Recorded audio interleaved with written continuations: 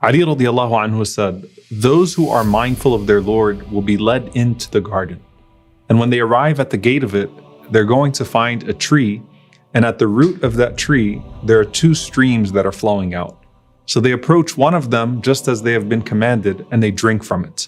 And then all of the dirt and the filth and the foulness on the inside is washed away. And then they drink from the other, and they do wudu from its water. And everything on the outside is washed away. And this gives them this radiance that is Jannah-like.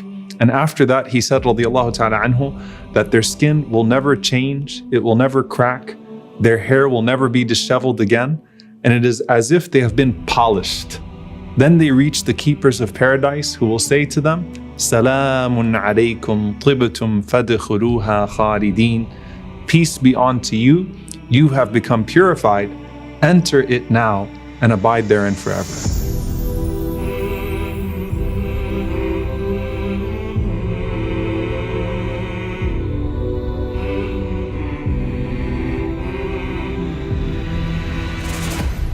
When the Prophet ﷺ came to Medina and he gave his first address to the people, the first thing he said about getting to Jannah was, Afshu salam, spread peace. And the last thing he said was, Tadkhulul jannata bi salam. You will enter into Jannah in peace. So you want to be welcomed into Jannah with salam, then spread salam. And when we look at the way the angels greet us, the angels say, Salamun alaykum tibtum, peace be unto you. You have become purified, so enter into it forever. Now pay attention carefully to each of these phrases. Salamun alaykum. You will only have peace all around you. So the scholars say that means you will be safe from your environment. Tibatum, you have become purified, so you're safe from any of your own sins or anything that is internal inside of you. Fadkhuluha khalidin. So enter it forever. You are safe from the eternal, meaning you're safe from time, you're safe from expiration, you're safe from any enemy, you're safe from ever being expelled from Al-Jannah. In contrast, the people of hellfire are told, didn't you get warnings? Didn't you get messengers? Didn't you get signs? And the punishment is only increased by the pain of them knowing that they had so many chances to respond to the call of Dar as-Salam, the place of peace. And hellfire only gets worse. The scholars say, pay attention to how Allah subhanahu wa ta'ala says, Udkhulu abwaba jahannam, enter through the gates of hellfire. But then Allah says, Udkhuluha, enter into Jannah. So what's the difference between enter the gates and enter into? As for enter the gates, when the people of hellfire enter the gates shut behind them, and it only gets worse inside. Innaha alayhim muqsada fi amadin mumaddada. It will be shut on them and sealed tight, and there are extended columns behind them. And these are columns that will be holding the gates from behind like a huge stone which is placed behind the gate. May Allah subhanahu wa ta'ala protect us from that fate. Allahumma ameen. As for those who enter into Jannah, it is udkhuluha bi salam. Enter into it in peace, meaning roam freely. No one would want to walk out.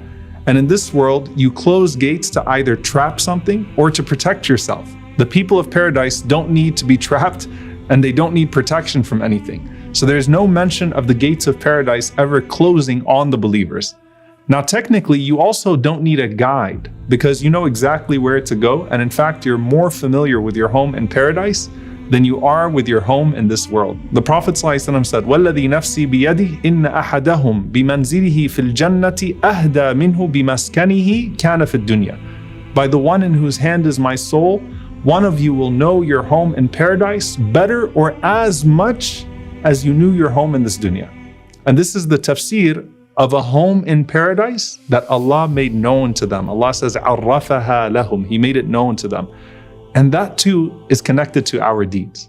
Imam Hassan al-Basri rahimahullah said, وَصَفَ اللَّهُ تَعَالَى لَهُمُ الْجَنَّةَ فِي الدُّنْيَا فَلَمَّا دَخَلُوهَا عَرَفُوهَا بِصِفَتِهَا. Allah has described paradise to them in this world in such a way that once they enter into Jannah, they will know it by its description. So you will remember everything we spoke about in this series, inshaAllah ta'ala, when you actually enter into Jannah bi'idhnillahi ta'ala. So what's the purpose then of an angel that guides you? That's only to make you feel more welcomed. Muqatil ibn Hayyan rahimahullah said that we are told that the angel entrusted with the care of the children of Adam, will walk in paradise, and the child of Adam will follow him. And he will show him all of his properties until he reaches the final dwelling. And then he will tell the person about everything that he was given in Jannah. And then once you enter into your home with your family, the angel goes away. And in one narration, the angel says, أَنَا قَيِّمُكَ الَّذِي وُكِلْتُ بِأَمْرِكَ, that I am your caretaker and you have been entrusted to me. So you have a whole welcoming committee in Jannah, and it starts with the angels. Humayd ibn Hilal, rahimahullah, says that when one enters paradise and is given the form of the people of paradise, and then dressed up with their dress, and then adorned with their jewelry, and then shown the maidens and the servants and all that is in there of the creations of paradise, that you become so happy that if it was possible, you would die out of joy. And then it is said to that person, you see this happiness that is overwhelming you? It's going to be like this forever. Meaning you're always going to be this happy, like your first entrance.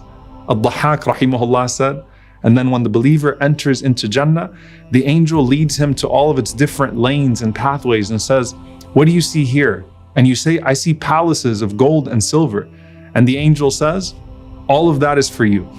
And then when you reach there are servants at every gate of every palace, and they welcome you and they say, Nahnu lak, we are for you. And then the angel says, walk with me further, and says, what do you see here? And you say, I see beautiful canopies and companions. And it will be said to him that all of this is for you. And then you reach there and you are received by them, and they will say to you, Nahnu lak, we are for you. And Abu Abdurrahman al-Jubari says, and then when the believer enters heaven first, he is received by 70,000 servants as if they are shining pearls. 2 rows of those servants are arranged on both sides, neither one of them seeing the other. And anytime you walk, they follow you, they walk with you. And the spouses of paradise welcome each other by saying what? Anta hibbi wa ana hibbuk. You are my love and I am your love. And that's all of the other welcomings. But what about the greatest welcomer of all? Allah subhanahu wa ta'ala. Rasulullah sallallahu alayhi wa sallam said that Allah will say to the people of paradise, Ya Ahl al-Jannah, O people of paradise. And the people of paradise will say, Labbayka wa sa'dayk. Here we are, O Allah, here we come. What is it, O Allah? And these people are the same people that used to say, Labbayk Allah in this life. Here we come, O Allah, here we come. And now they're saying it in Jannah. What is it, O Allah? We're ready. And Allah says, Hal raditum? Are you pleased? And they say, how could we not be pleased when you've given us everything that we could possibly want and things that you've not given to anyone else of your creation? And Allah says, I'm going to give you something that's better than all of that. And they say, Ya Rabb, our Lord, what is better than that? And Allah subhanahu wa ta'ala says, أُحِلُّ عَلَيْكُمْ رِضْوَانِي فَلَا أَسْخَطُ عَلَيْكُمْ بَعْدَهُ أَبَدًا. That I am pleased with you forever, and I will never be angry with you again. Now subhanAllah, that shows how in this beautiful abode of Allah's pleasure, if He wasn't pleased with us, He wouldn't have given us all of these palaces in paradise. But here He is saying, this is me being pleased with you forever. And that's the greatest welcome. And as you enter your home in paradise, there's a logic to each one of these palaces and each of these homes. And they're not all of the same genre. So no one feels like they have a smaller home or they live in a worse neighborhood in Jannah. But the most special homes in paradise are for those who responded to severe trials with exemplary patience. So this genre of homes is not because of specific deeds, which we're going to talk about later, but this is about that quality of people who just wanted Allah's pleasure no matter what. So when Asya alayhi salam says, my Lord, Rabbi ibni li indaka baytan fil Jannah. My Lord, build for me with you a palace in Jannah. She said that as she was sacrificing her home and her comfort in this life, all for Allah's pleasure. And Allah subhanahu wa ta'ala gave salam to Khadija radiallahu anha through Jibreel alayhi salam. And He gave her the bushra, the glad tidings of a palace in Jannah of special pearls with no noise or fatigue. Because she gave that type of a home and comfort up in this life, all for Allah's pleasure. And when someone loses a child and still praises Allah subhanahu wa ta'ala through that pain, Allah says, build for my servant a house of praise, because he lost what made his home praiseworthy in this life. So he deserves a home of praise in paradise. All that person wanted was salam from Allah and the reward of Allah. And now that person has it. So Ibn al-Qayyim rahimahullah gives us the scene. He said, a person enters into their palace in paradise and they know their place, and then you're met with your family who are full of joy and receiving you. And this is even more so than when family come together and rejoice in this life after a loved one has been away for a long time. And then he hears the greetings of all of the new companions of paradise. And then he goes and he reclines on his bed and he looks at the foundation and he notices that even the bed has been erected on beautiful pearls. And he sees green and red and yellow pats and drapes. And he raises his head to the roof of his house. And had he not been created for it, he would have lost his vision. And he says as he's looking around, Alhamdulillah alladhi hadana lihada wa ma kunna linahtadiya lawla an hadana Allah. All praises be to Allah who guided us to this. We would have never been able to get this had Allah subhanahu wa ta'ala not guided us. يا أيتها النفس المطمئنة ارجعي إلى ربك راضية مرضية فادخلي في عبادي وادخلي جنتي